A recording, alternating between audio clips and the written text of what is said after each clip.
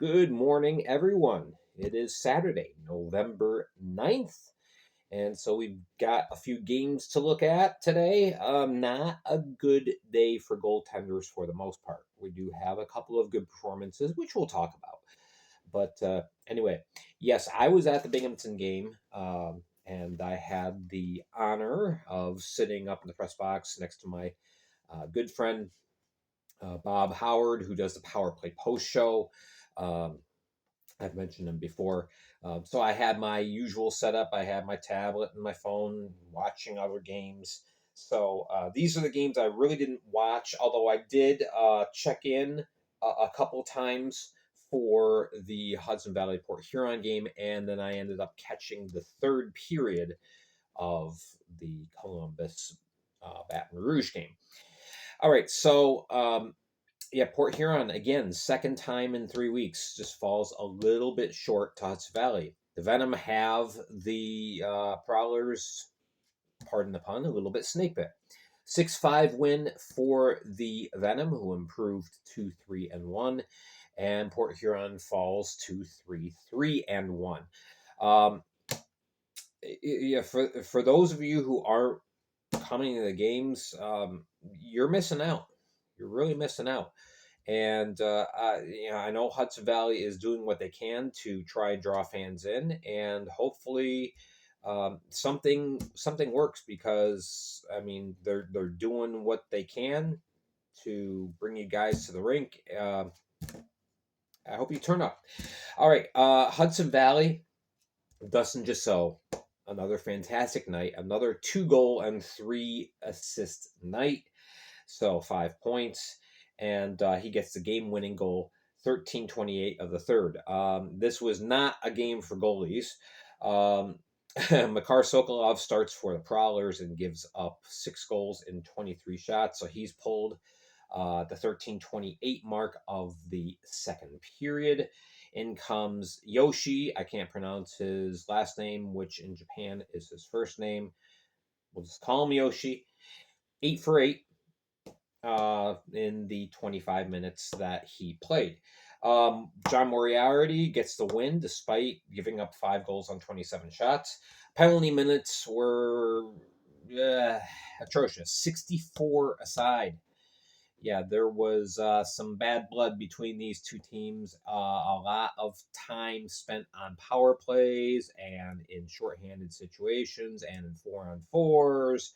So not a lot of 5-on-5 time, but Hudson Valley gets the job done. Reggie Millette gets 2 goals during a 5-minute power play in the first period. Port Huron briefly went up in this game, but for the most part, Hudson Valley was either tied or leading for the vast majority of this game. So, yep, there we go. There's that game. The Mississippi Seawolves. Yikes. Yeah, Blue Ridge has a night. And we mentioned this before. Blue Ridge is excellent on Fridays. So, let's see what happens tonight. But yeah, a 9-2 shellacking of the Seawolves last night. Mississippi falling to 1-5-1, while the Blue Ridge Bobcats improved to 3-3-1. Lots and lots and lots of goals. But Daniel Konecki, he had his breakout game, getting a goal and 3 assists. The crazy stat of the day, because the starting goaltenders were Hunter Virostek for Blue Ridge and Sam Best for the Seawolves. Well, Sam Best didn't last that long, just barely past the halfway mark. Surrendered 3 goals, 30 minutes plus, and then Trevor Roy came in, and he did not fare well at all, only stopping 11 of 17. But yeah, the crazy stat, Hunter Virostek, 3 assists. 3!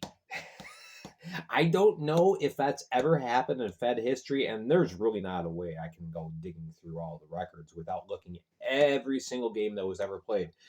But that's got to be a first. 3 assists for a goalie in one game. So, yeah, totally amazing. Lucas Roth, he gets the game-winning goal at 6:23 of the second period. And crazy stats. Mississippi Seawolves only 7 shots on goal in the final 40 minutes. They poured it on with 18 in the first, and then Blue Ridge just amped up the D. Mississippi just wasn't able to figure it out. Only 7 shots in 40 minutes. That's no good. Can't have that. Blue Ridge 7 for 7 on the penalty kill. Yeah, so it's crazy. 15 of 17 players who dressed and were on the ice for the Blue Ridge Bobcats got a point. So quite a night.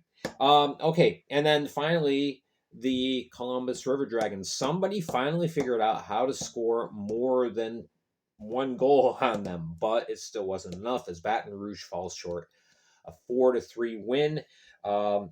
Yeah, for a while, the game was tied up. We went halfway through the game before anybody scored at all. It was a scoreless tie for about 33 minutes. And then Columbus got on the board. The game-winning goal comes up as Alex Storjahan, 8:21 into the third. That made it 4-1 at that point. And the Zydeco put the pressure on late, got a crazy goal, bounced off the top of the goal for Elijah Wilson. And then they got a goal with 6 seconds left, but that wasn't enough. So, the defense for the River Dragons keeps on cranking along. They are perfect, 6-0 on the season. Baton Rouge falls to 5-3-1. The winning goaltender, Sammy Bernard, his worst performance of the night, and he still made 44 saves. So, man.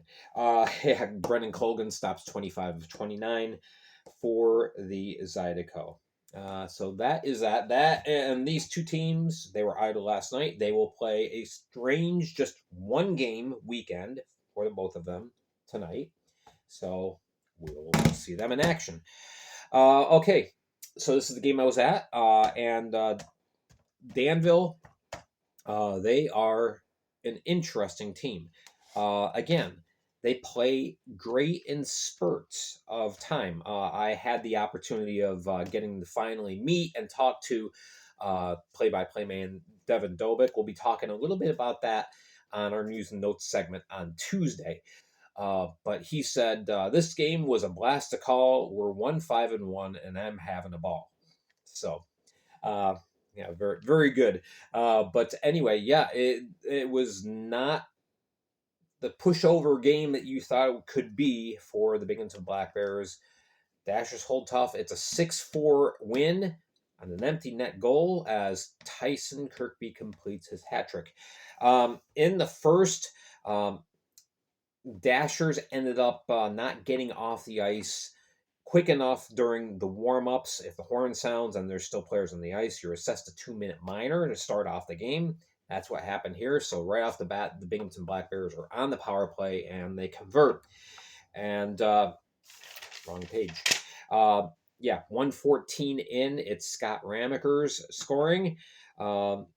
Later on in that period, another power play opportunity would present itself to the Black Bears. And this time it's Austin Thompson at 15:25. So Binghamton's up 2-0. The sellout crowd's feeling pretty good about themselves. And, we're thinking, we should be fine. And then the Dashers made it interesting. Binghamton gets in penalty trouble, which for them is a big, big no-no this year because their penalty kill is not good. And the Dashers end up converting on their chance. 19:24 of the first period, it's Lester Brown scoring from the point on the power play, making it 2-1. Shots were 15-12 in the first period in favor of Binghamton. The second period, it's Jacob Gagnon scoring at 10:37 again on the power play. Now it's tied up. Now fans aren't quite so smug about themselves. And they're thinking, this is going to be a tough game. Sure enough, it was. Now, 13:35, Cameron Clark scores for the Black Bears with 5-on-5 play. That made it 3-2 at that point. And then Tyson Kirkby gets his first of the night at 17:46. Again, a 5-on-5 situation. So at the end of two, it's 4-2. The fans are feeling better again. But now maybe kind of going, well, we're not going to go into a false sense of security, and there's a good reason for that. So third period begins. Shots, by the way, in the second. Binghamton, they controlled the play, 17-8. They had a lot of problems in the neutral zone. That was their big problem last night.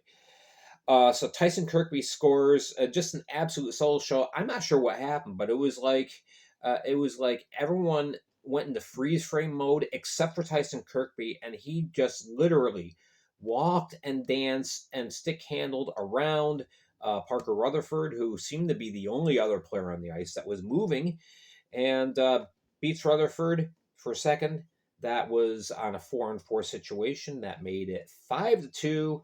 A brief goalie change. Oscar Wahlgren comes in for a cup of tea, and that was it. I understand that Wahlgren's dealing with some injuries, so he really wasn't able to play much. And sure enough, it was well. I thought it was about 7 minutes later. The official stats only said he only played a little over a minute. But anyway, so Zach, pardon me a second. Background noise. All right, so so Nick Gullo scores just 59 seconds after Kirkby's one-man show, and now it's 5-3. A very strange play. It's Zach DeMars shoots from the high slot, and the puck appeared to be under goaltender Nolan Egbert.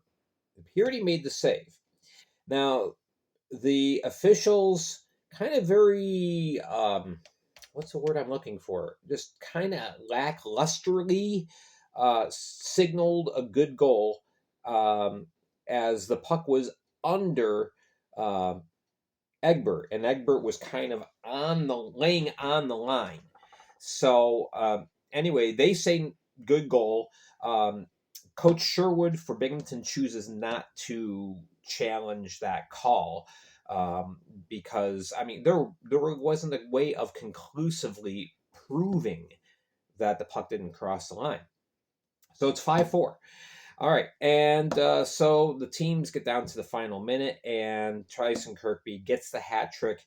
It's about 150-foot careful planned shot from the defensive zone, trickles into the empty net as Rutherford had been pulled for the extra attacker. So that is the final, 6-4 in favor of Binghamton. Danville, the Dashers, they fall to 1-5-1. Binghamton improves to 7-1-1. Rutherford, he made two absolutely insane saves in the last 6 minutes to keep the Dashers close. He saves 36 of 41. Wahlgren ended up officially being 1-for-1 in saves. Nolan Egbert, he stops 29 of 33. Okay, here's the game in which we can talk about a good goalie performance. But what a surprise. And, I made my predictions yesterday.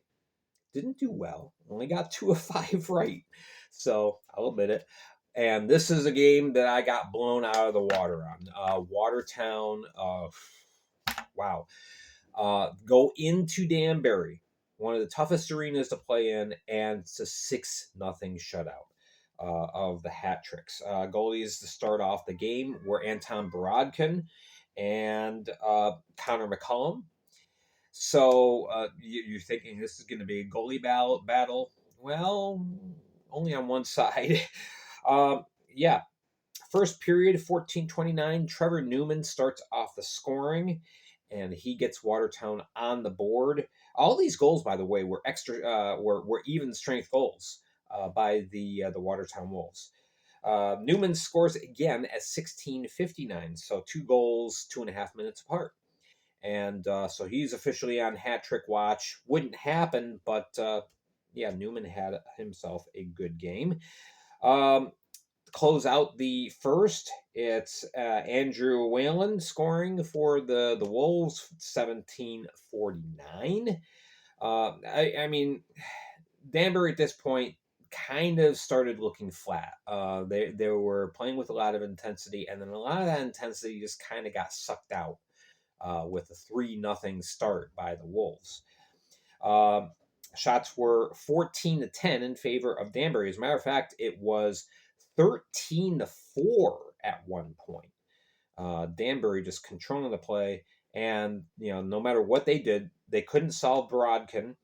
And then once that first goal happened for Newman, then suddenly the defense loosened up. Watertown generated more chances. And yeah, by the end of the first period, it was already 3-0. Second period goes in. We're scoreless for that period for quite a while until 16:24. It's Michael Mercurio scoring. Initially, the goal was credited to Grasby, but upon further examination, they realized, no, this is Mercurio's goal. And meanwhile, Danbury's still peppering Borodkin. They got 20 shots in the second period. But the thing that mattered was Watertown was scoring on their chances. Trevor Lord scores at 17:32. It's 5-0. The game's already out of reach, and I think this was about the point where Danbury was like, you know what, let's just regroup and try and do it again tomorrow, because these two teams do play in Watertown tonight. Michael Mercurio scores again at 19:55. That's a backbreaker. Whenever you lose, whenever you surrender a goal in the last few seconds of a period, it's really demoralizing. So Michael Mercurio had 2 goals. It's 6-0. Shots were 20-14 in favor of Danbury in the second. In the third period, Danbury got a lot of shots on, but they weren't quality shots. It was kind of just let's throw pucks at the net and see if it sticks. And it didn't. So in the third period, after, let's see, where was it? 6:14, at the 6:14 mark, Coach Charlie Penn decides, you know what, we've got this game in hand. Let's save Borodkin. Let's get Garrett Johnson in for some reps. So Garrett Johnson came in, and he went 14 for 14 the rest of the way. Yeah, 14 saves. 27 shots for Danbury, and yeah, it wasn't happening. Meanwhile, the Wolves just kind of played out the period, and that's how we end. It is 6-0. Crowd of 24 on hand. By the end of the game, there were not many fans left in there. You could practically hear a pin drop in there. Very uncharacteristic day for the hat tricks. McCullum only saved 18-24. A very unusual night for him. He's one of the better goalies in the league, and he just didn't have it this night. 40 minutes played, and then Frankie McClendon came in, was perfect for his period, did make a couple of nice saves with his glove especially. But yeah, it was just not the night for the hat tricks, who I did not mark there for some reason. They are now 3-2-2. Their record should be there. I forgot to put it on. Meanwhile, the Wolves are 6-1-1, keeping pace with the Black Bears, just 1 point behind. So yeah, tonight's games are going to be big in the Empire Division. And then we went to the comeback game of the day, in which the Monroe Moccasins end up in a 3-0 hole and come back and get that offense rolling.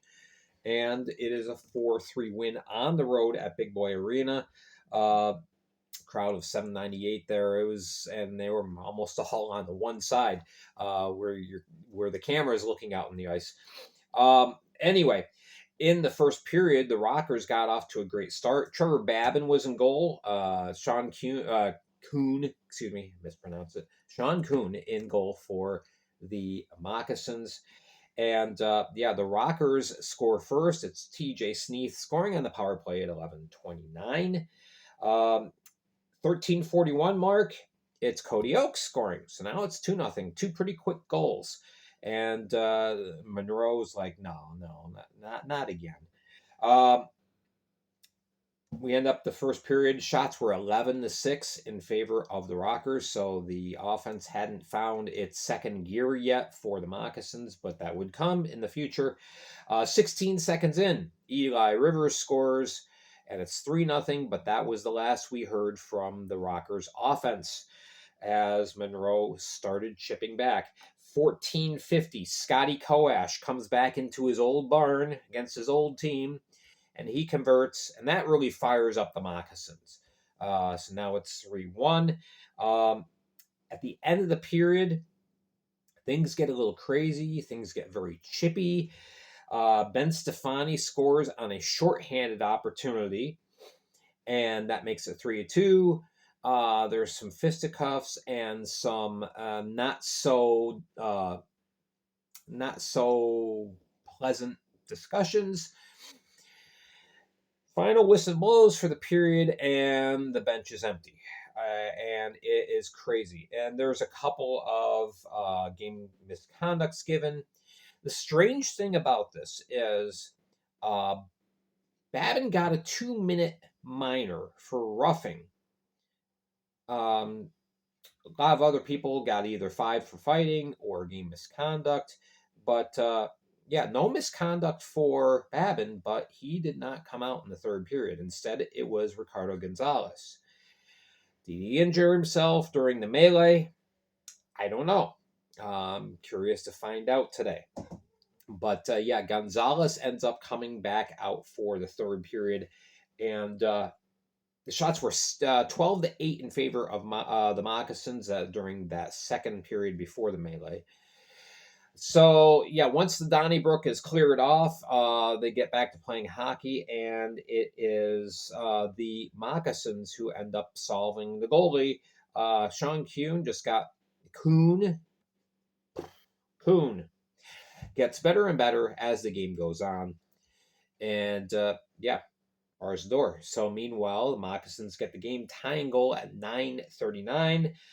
Gareth Steinway, or people are calling him Frank Steinway, he ends up scoring on Gonzalez. Gonzalez has had better performances, only ended up saving 4 of 6 in the third period. So yeah, Moccasins didn't get a lot of shots, but they got quality shots. They tested Gonzalez in their 20 minutes there. Finally, it's Declan Conway, another former Rocker, getting the game-winning goal, 11:20. It's 4-3. The Rockers press late, but Kuhn stops everything that comes his way. He made one great point-blank save on a cross-ice pass and tip. Great save there. Shots were 11-6 in favor of the Rockers for the third period, but on the scoreboard, it was 4-3 Moccasins. They improved to 2-3-3, and the Rockers fall to 2-5. So, new head coach Jameson Malam does not get a win in his debut. We'll see what happens tonight. We'll also have to see what happens as a fallout of that bench clearing brawl. I don't think there's going to be any suspensions, but you never know. We'll have to see. And we'll also have to see what happened exactly with Trevor Babin. Because, again, he was not kicked out of the game. So, there you go. So, there's our nightly review. We've got 6 games tonight, including, as I mentioned before, the Athens Rock Lobsters and the Carolina Thunderbirds. That is the first game tonight. So, of course, I'll be tuning in. And there we go. All right. So, thank you for watching and listening. Make sure to hit like, subscribe, tell a friend about Fed League Flash. And yeah, we'll be back tomorrow. Thank you again for all your support and for watching. I'm Gary Ryan for the Fed League Flash.